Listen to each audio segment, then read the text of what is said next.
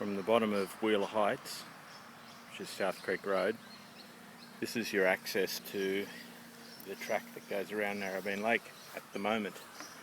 Now, this is the 2nd of May 2012, and the council is proposing to complete the link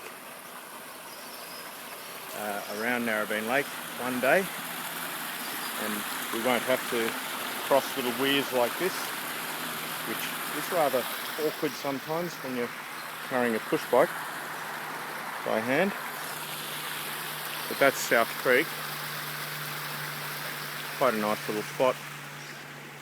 Although you wouldn't want to even think about swimming in there. It's more like a swamp than anything else. It's still a good natural habitat, and it's not too polluted. This is the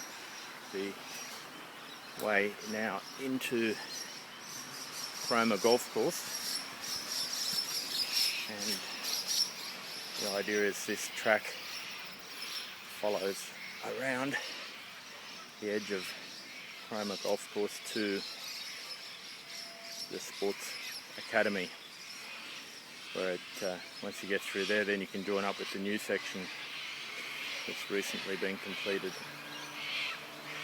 So that's the access from this side again, looking back.